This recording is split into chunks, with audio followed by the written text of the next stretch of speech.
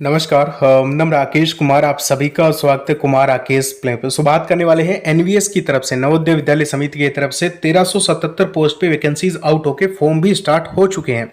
इस वीडियो में हम कंप्लीट डिटेल में चर्चा करने वाले हैं, कोई भी डाउट नहीं बचेगा। एनवीएस स्टेनो की जो वैकेंसी आउट हुई है उसको लेकर, ठीक है, चाहे जॉब प्रोफाइल है, काम क्या करना पड़ेगा। देखिए, शानदार जॉब है और रेयर ही वैकेंसीज होती है 12th पास, जिनमें आपको सैलरी दी जाती है 40 से 50 हजार रुपए, ठीक है। स्टार्टिंग सैलरी मैं आपको बता रहा हूं और इन हैंड आपको मैं बता रहा हूं, ठीक है। तो इस वीडियो में कंप्लीट चर्चा करेंगे, वीडियो को अंत तक देख लेना यार, ठीक है। देखिए, टोटल वैकेंसी की बात करें, मैंने आपको जैसे कि बता दिया 1377 पोस्ट पे वैकेंसी आउट हो चुकी है। और अगर हम बात करें टोटल पोस्ट की कि स्टेनो की कितनी पोस्ट है, तो टोटल पोस्ट है 23। अब 23 पोस्ट को देख के आप ये मत सोचना पोस्ट बहुत कम है, इसमें जो है फॉर्म भी काफी कम ही आएंगे।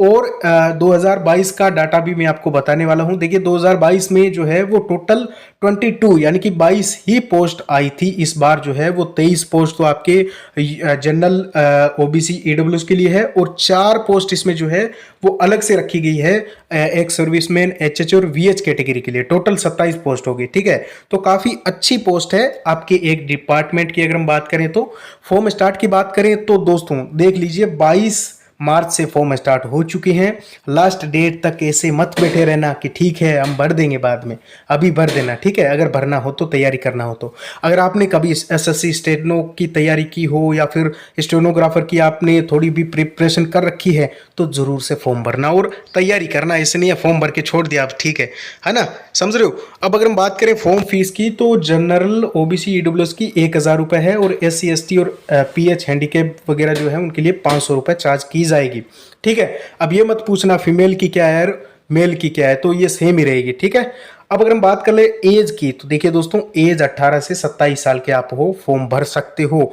अब अगर हम बात करें ओबीसी को कितना रिलैक्सेशन मिलता है, तो कोई भी सेंट्रल लेवल की वैकेंसी हो 3 साल का मिलता है रिलैक्सेशन, यानी कि आप 27 + 3 30 साल के ओबीसी से तो भी फॉर्म भर सकते हो। एससी एसटी की बात करें तो उनको 5 साल का रिलैक्सेशन मिलता है। उसके बाद में पीएच कैटेगरी की बात करें तो पीएच में जो ओबीसी है उसको 10 साल और एससी कैटेगरी है उसको 13 और एसटी है उसको 15 साल का मिलता है, ठीक है। एक सर्विसमैन को भी अलग से मिलता है।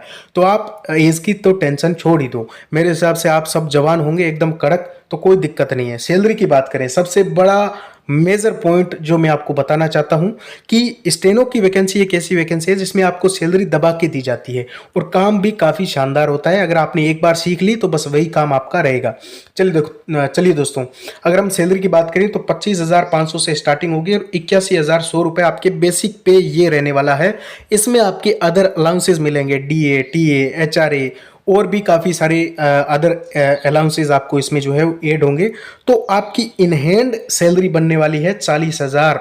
और अगर आप जैसे एक्स, वाई और जेड सिटीज़ की बात करें तो उनमें अलग अलग मिलता है। कुल मिला के ये जो आपके पोस्ट रहने वाली है ये आपके बढ़िया जो एचआरए मिलता है, ठीक है, एक्स, वाई और जेड में, तो उस हिसाब से आपको इसमें एचआरए भी ज़्यादा, यानी कि बड़ी सिटी में इसकी आपके जॉब रहने वाली है तो एचआरए बढ़िया मिलता है। उस हिसाब से आपके 40 से 45,000 रुपये जो है वो आपको इन हैंड मिलने वाले हैं। अब अगर हम बात कर लें दोस्तों क्वालिफिकेशन की, इसमें जो है योग्यता क्या रखी जाती है, तो देखिए 12th पास हो, कोई भी 12वीं पास हो, उसमें अलग से कोई भी डिप्लोमा डिग्री नहीं चाहिए। उसके बाद में आपको स्टेनोग्राफी आनी चाहिए। स्टेनोग्राफी आप जानते होंगे जिसमें ऐसे ऐसे ऐसे ऐसे लिखा जाता है, ऐसे ऐसे, है ना। कुछ दिन मैंने भी क्लास ज्वाइन की थी। तो कुल मिला के बात ये, स्टेनोग्राफी आप सीख सकते हो 5 महीने में आप सीख सकते हो, अगर काफ़ी अच्छे से टाइम दो तो, ठीक है। आसान नहीं है लेकिन हार्ड भी नहीं है, आप अभी से प्रिपरेशन स्टार्ट कर दो तो। अब अगर हम बात करें सिलेक्शन प्रोसेस की तो देखिए इसमें सबसे पहले आपके सीबीटी होगा, कंप्यूटर बेस्ड टेस्ट, जिसमें कि आपके एक एग्जाम होगा 100 नंबर का, 100 क्वेश्चन का, जिसमें सबसे पहले लैंग्वेज टेस्ट होगा, यानी कि हिंदी और इंग्लिश से, Hindi grammar and English grammar से क्वेश्चन होंगे 20-20। तो टोटल कुल मिला के हिंदी और इंग्लिश के हो गए 40 क्वेश्चन, 40 मार्क्स। समझ में आ गई बात। अब अगर हम बात करें जीए की, जनरल अवेयरनेस, तो 30 क्वेश्चन 30 मार्क्स। उसके बाद में basic knowledge of computer operation, तो 30 क्वेश्चन 30 मार्क्स कंप्यूटर से। और इसमें एक चीज़ और खास बताता हूँ, मैथ वेथ कुछ नहीं है, ठीक है। तो ये भी आपके लिए काफ़ी अच्छा पॉइंट है, जिसको मेरी तरह मैथ से डर लगता है वो आराम से इसकी तैयारी करें। अब अगर हम बात कर लें नेगेटिव मार्किंग है या नहीं है, काफ़ी को डाउट रहता है, तो नेगेटिव मार्किंग इसमें 1/4 की रखी गई है, ऑफिशियल नोटिफिकेशन में दिया गया है। अब टोटल बात करें 100 क्वेश्चन 100 मार्क्स, तो आपको इसमें 2 घंटे जो है वो मिलने वाले हैं एग्जाम में। अब सेकंड स्टेज होगी आपकी स्किल टेस्ट की, जिसमें कि डिक्टेशन 10 मिनट की होगी और 80 वर्ड पर मिनट के हिसाब से आपको जो है वो नोट करना है स्टेनोग्राफी में, ठीक है, स्टेनो की भाषा में। उसके बाद में आपको कंप्यूटर में ट्रांसक्रिप्शन करना है, जो कि इंग्लिश के लिए आपको 50 मिनट मिलेंगे और हिंदी में आपको 65 मिनट मिलने वाले हैं, क्योंकि हिंदी में थोड़ा हार्ड होता है सिस्टम, ठीक है, लिखना लैंग्वेज भी थोड़ी बड़ी होती है। समझ गए बात को। तो ये आपके जो है वो रहने वाला है स्टेनोग्राफी का। आप जॉब प्रोफाइल डिटेल में, जॉब प्रोफाइल अगर हम बात करें तो देखिए दोस्तों, डिटेल में आप सुन लीजिए, पढ़ लीजिए कि भाषण लेखन, अगर आशुलिपिकों को वरिष्ठ सरकारी अधिकारियों के भाषण को सटीक रूप में लिखने, अब मैं मेनली आपको बता देता हूं कि जब आपको ऑफिसर जब भी कोई भाषण वगैरह दे रहा होता है, तो उसको क्या है कि सीधी भाषा में लिखना बहुत कठिन होता है, क्योंकि इतनी फास्ट हैंडराइटिंग होती नहीं है, ठीक है।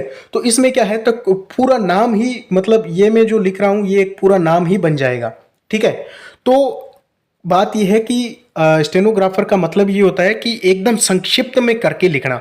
तो जैसे कोई भाषण अगर दे रहा है तो उसको संक्षिप्त में लिखना और उसको रिकॉर्ड में, मतलब बाद में क्या है कि उसका ट्रांसक्रिप्शन कर लेना, और डिटेल में जो है वो अगर कोई मीडिया में है, मैं आपको बता रहा हूँ जैसे, तो संचार के लिए, रिकॉर्ड के लिए उनको जो है रख लेना, ठीक है। प्रेस वार्ता, अगर कोई प्रेस वार्ता हो रही है, ठीक है, प्रेस कॉन्फ्रेंस वगैरह जैसे होती है, अधिकारियों की बैठक होती है, तो उनमें भी क्या है कि आशुलिपिक क्या करता है, वो जो जो चीजें बोलते हैं, जो जो बातें बताते हैं, उन सभी को क्या है लिखा जाता है अपनी भाषा में। उसके बाद में फाइलिंग, आशुलिपिक सभी आधिकारिक दस्तावेजों की एक सुव्यवस्थित और कुशल फाइलिंग प्रणाली बनाए रखते हैं, जिसमें रिकॉर्ड, रिपोर्ट, महत्वपूर्ण पत्राचार शामिल है, जो जरूरत पड़ने पर आसान पुनर्प्राप्ति और संदर्भ सुनिश्चित करते हैं। मतलब जो भी रिकॉर्ड फाइल है उनको स्टेनोग्राफी में भी लिखा जाता है, जिससे कि बाद में जो है वो उनको सुरक्षित और पुनर्प्राप्ति, अगर खो जाते हैं, कुछ भी हो जाता है मान लो, तो फिर उनको क्या है दोबारा उनको ट्रांसक्रिप्शन उनका कर लिया जाता है। उसके बाद में सरकारी कार्यवाही में सहायता करना, अगर कोई भी सरकारी कार्यवाही हो रही है, ठीक है, तो उसमें भी इनका जो है योगदान रहता है। उसके बाद में सामान्य प्रशासन वगैरह, ये आज चीज़ें आप पढ़ लेना। मेनली आपका काम क्या होगा वो मैं आपको बता देता हूँ कि इसमें आपको सिर्फ और सिर्फ स्टेनोग्राफी करनी है। स्टेनोग्राफी आपको जो है वो कोई भी भाषण दे रहा है या फिर कोई अधिकारी कुछ बोल रहा है तो उसको स्टेनोग्राफी में लिखना, ठीक है, ये आपका मेनली काम रहेगा। बाकी छोटे मोटे काम थोड़ी बहुत और भी हो सकते हैं, लेकिन मेनली यही है, सबसे बेस्ट जॉब है। आप तैयारी करो, अगर कोई डाउट है कमेंट कर दो। ओके, थैंक यू, नमस्कार।